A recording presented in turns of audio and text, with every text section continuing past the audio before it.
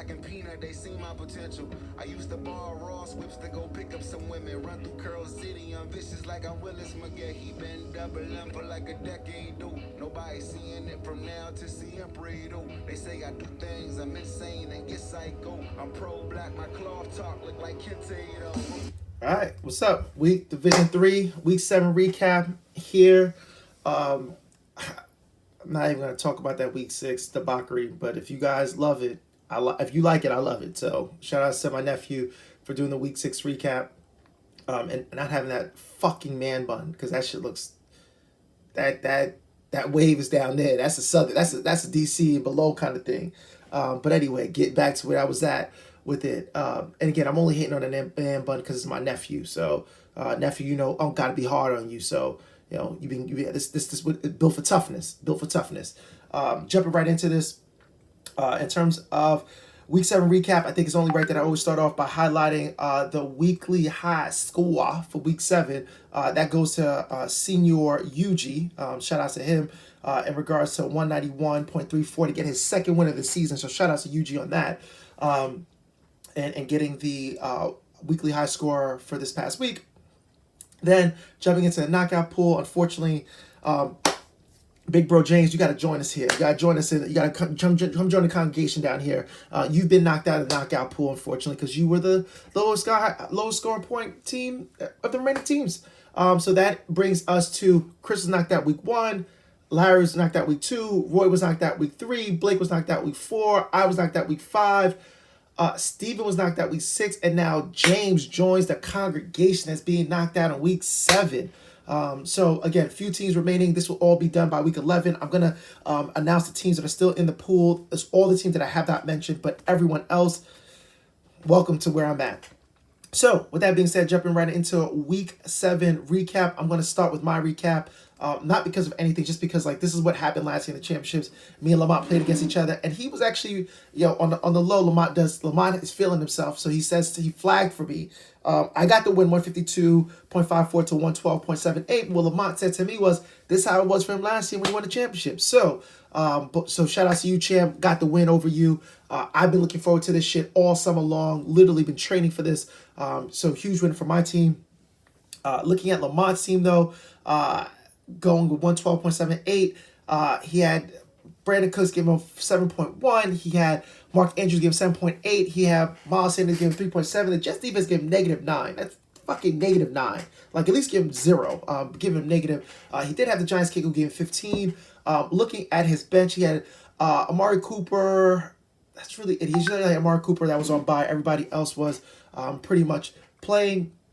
Looking at my team, Aaron Jones gave me 8.9. But I had some surprises. I had Michael Carter give me 16.4. Ganwell gave me 14.1. Slayton gave me 11.3. Raymond gave me 17.6. Like, I literally, like, this is like the bad news bears. And, like, it all kind of hit for me. Looking at my team, I did have Diggs, who has on bye. Carson, who's out. I have Zach Moss, who's on bye. Montgomery, who's out. Zach Wilson, who's out. Like, technically, like, my top, like 6 out of my top 8 are probably fucking out. So that sucks ultimately for me. And then, hold on. See, this is what I'm saying. I'm always working. Always working. So when people make jokes like, oh, he's going to miss it, he's not doing this, it's because I'm fucking working. Anyway, so jumping on. So huge win for me. I go to 4-3. I'm in 5th place. Lamont falls to 2-5. So huge loss for him. Moving over to next. Blake stays hot, playing against him this week, trying to keep that same energy. Blake, like I told you, man, like this is like actually like a championship requirement in order for you to be able to talk with me in the tone in which you're talking to me. Like, anyone could talk to me, right? Like, I'm down to earth, baby. But you can't come at me with the bravado, baby, when you ain't really win no chips. And we've been in leagues together now for, I don't know, what, 7 years? But I like the energy, though. I like the energy. Like, your team's doing good, and I'm going to keep pumping it up this week with you, so I'm not going to go nowhere. So you and your man with the man bun down in D.C., like, keep the energy, because I'm for it. I'm all about it. I'm all about that action. But anyway, jumping onto this, Blake gets the win, go to 5-2, 166.14, beats my man Steven, and that's messed up, you beat my man Steven. So we got double beef, Blake, this week. We got double beef this week. Steven falls to 3-4. Looking at Steven's team, Mike Davis gave him 1. Darrell Henderson gave him 9.4. Tyler Boyd gave 7.9. Not much. I mean, but on his bench though, he does have Herbert that was on bye. He does have Allen that's on bye. He does have McCaffrey that's currently out. He does have Dawson Knox who's currently out. So bit of he had some people who were out playing for him. So got to count for that. Going over to Blake, who, by the way, like I'm talking all this shit, but like Blake's team has been like legit this year. He is in second place. He goes to 5-2.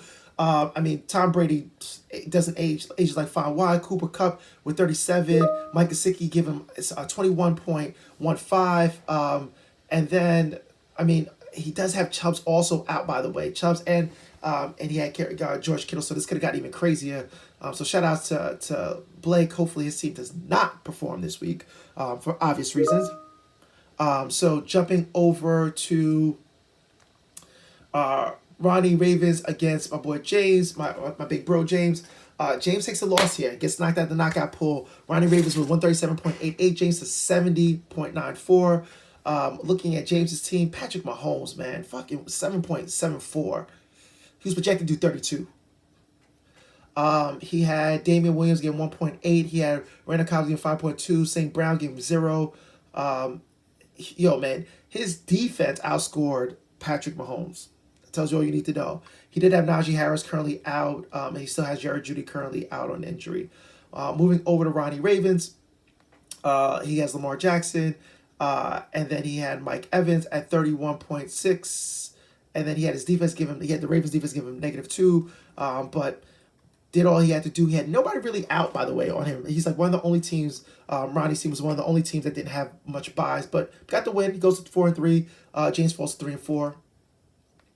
Moving over to UG, who goes to 2-5. He beats Larry, who falls to 3-4, 100.14 to 191.34.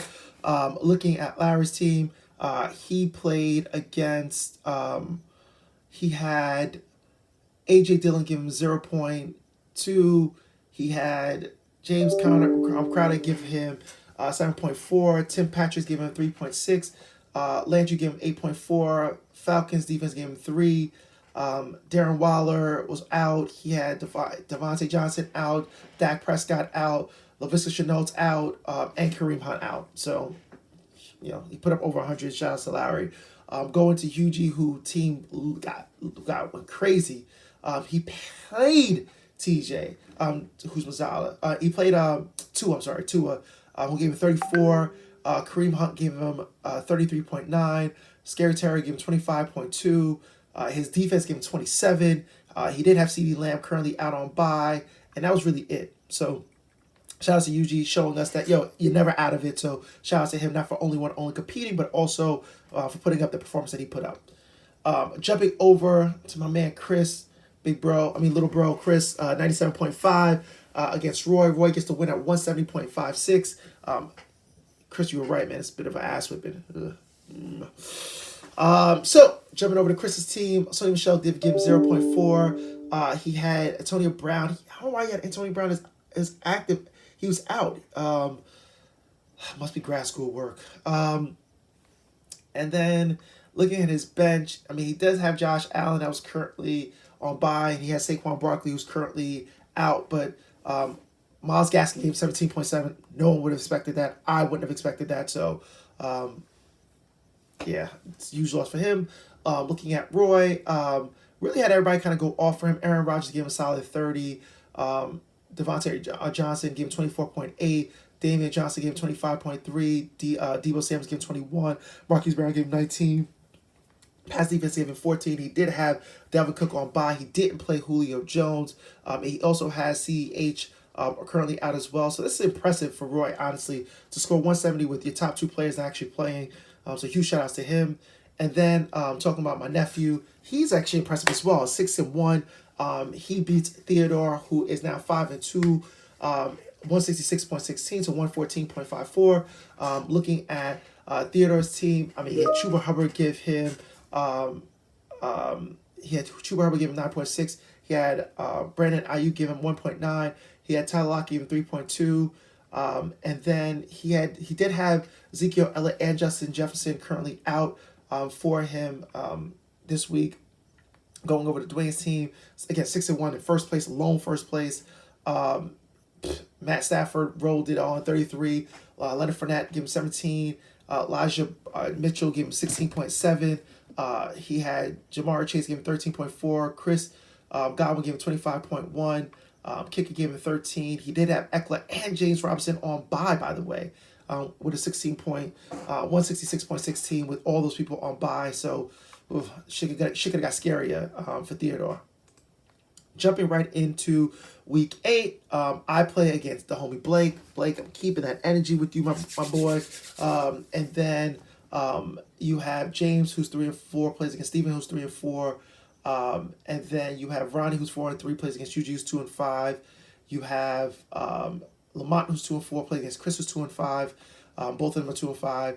You have Larry, who's 3-4, plays against Dwayne, who's 6-1, and then you have Roy, who's 3-4, plays against Theodore, who is 5-2. So that is the recap for this week, and look forward to next week. Hopefully, my energy is the same because I would have gotten a win from Blake. If not, I'm bringing this shit completely down next week. All right, I'm out. Light years, now we trending light years. Life sentence for my little man, that's light years. Daydreaming, getting brain and some nice wheels. And I'm still seeing Trump in all my nightmares. Still won't see enough with all the white sales. No, I still won't see enough with all the white sales. Went from film, now you bagging up at Trader Joe's. Foreclose on your home, that's just the way it goes. Invest in yourself, blessed for light years. Versace or Hirachi in my new night gear.